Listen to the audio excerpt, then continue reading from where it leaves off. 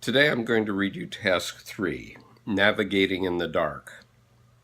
In this part of the tale, the dead mother's legacy, the doll, guides Vasilisa through the dark to the house of Baba Yaga. These are the psychic tasks for this time.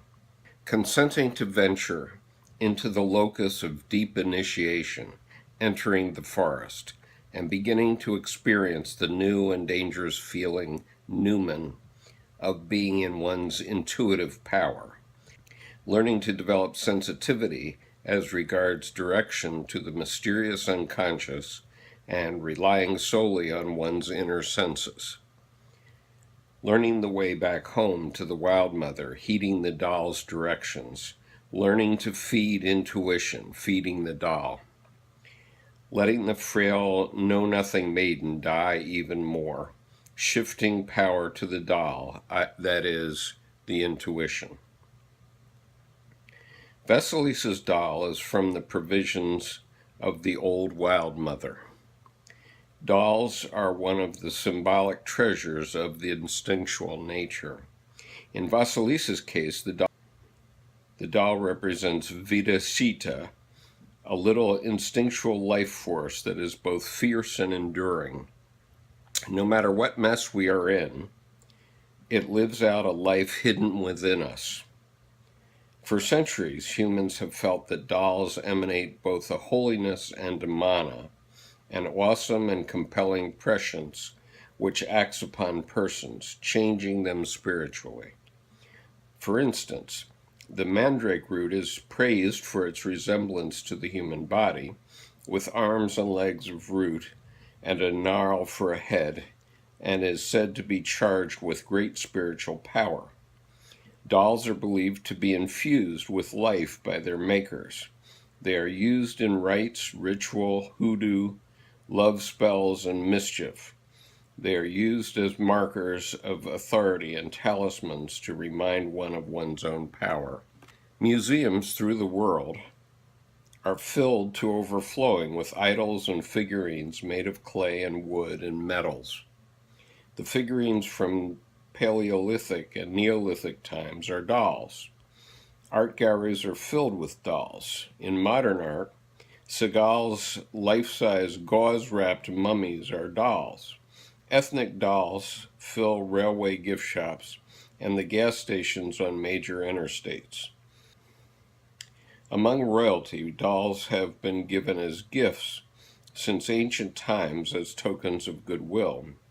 In rustic churches throughout the world, there are saint dolls. The saint dolls are not only bathed on a regular basis and dressed in handmade clothing, but also taken for walks, so they might see the conditions of the field and of the people, and therefore intercede with heaven in the human's behalf. The doll is the symbolic homunculi, little life.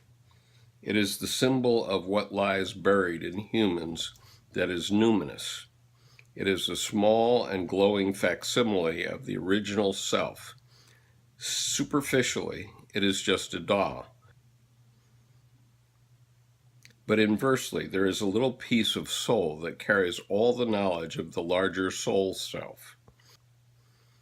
In the doll is the voice, in diminutive, of old Lake Sabe, the one who knows.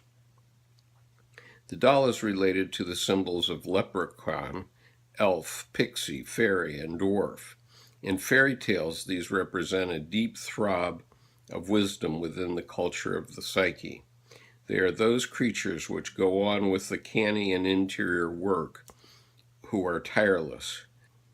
They work even when we sleep, most especially when we sleep, even when we are not fully conscious of what we are enacting. In this way, the doll represents the inner spirit of us as women, the voice of inner reason, inner knowing, and inner consciousness. The doll is like the little bird in fairy tales who comes and whispers in the heroine's ear, the one who reveals the hidden enemy and what to do about it all. This is the wisdom of the homunculus, the small being within. It is our helper which is not seeable, but which is always accessible. There is no greater blessing a mother can give her daughter than a reliable sense of the veracity of her own intuition. Intuition is handed from parent to child in the simplest ways. You have good judgment. What do you think lies hidden behind all this? Rather than defining intuition as some unreasoned, faulty quirk, it is defined as truly the soul voice speaking. Intuition senses the directions to go in for most benefit. It is self-preserving, has a grasp of underlying motive and intention. It chooses what will cause the least amount of fragmenting of the psyche. The process is the same in the fairy tale. Vasilisa's mother has set an enormous boon on her daughter by binding the doll and Vasilisa to one another. Being bound to one's intuition promotes a confident reliance on it, no matter what. It changes a woman's guiding attitude from what will be to let me see all there is to see. What does this wildish intuition do for women?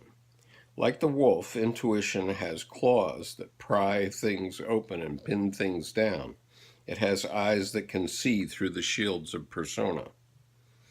It has ears that hear beyond the range of mundane human hearing. With these formidable psychic tools, a woman takes on a shrewd and even precognitive animal consciousness, one that deepens her femininity and sharpens her ability to move confidently in the outer world. So now Vasilisa is on her way to gain light for the fire. She is in the dark, in the wilds, and can do nothing but listen to the inner voice coming from the doll. She is learning to rely on that relationship, and she is learning yet one more thing. She learns to feed the doll. What does one feed intuition so that it is consistently nourished and responsive to our requests to scan our environments? One feeds it life. One feeds it life by listening to it. What good is a voice without an ear to receive it? What good is a woman in the wilds of Megatropolis or daily life unless she can hear and depend upon the voice of La Que Sabe, the one who knows? I have heard women say it, if not 100 times, then 1,000 times. I knew I should have listened to my intuition. I sensed that I should not have done such and such, but I didn't listen. We feed the deep intuitive self by listening to it and acting upon its advice. It is a personage in its own right, a magical dollar-sized being which inhabits the psychic land of the interior woman. In this way, it is like the muscles in the body. If a muscle is not used, eventually it withers. Intuition is exactly like that. Without food, without employment, it atrophies. The feeding of the doll is an essential cycle of wild woman. She who is the keeper of the hidden treasures. Vasilisa feeds the doll in two ways. First, with a bit of bread, a bit of life for this new psychic venture, and secondly, by finding her way to the old wild mother, the Baba Yaga, by listening to the doll. At every turn and every fork in the road, the doll indicates which way is home. The relationship between the doll and Vasilisa symbolizes a form of empathetic. The relationship between the doll and Vasilisa symbolizes a form of empathetic magic between woman and her intuition. This is the thing that must be handed down from woman to woman, this blessed binding, testing, and feeding of intuition. We, like Vasilisa, strengthen our bond with our intuitive nature by listening inwardly at every turn in the road. Should I go this way or this way? Should I stay or go? Should I resist or be flexible? Should I run away or toward? Is this person, event, venture true or false? This breaking of the bond between a woman and her wildish intuition is often misunderstood as the intuition itself being broken. This is not the fact. It is not intuition which is broken, but rather the matrilineal blessing on intuition, the handing down of intuitive reliance between a woman and all females on her lines who have gone before her. It is that long river of women that has been dammed.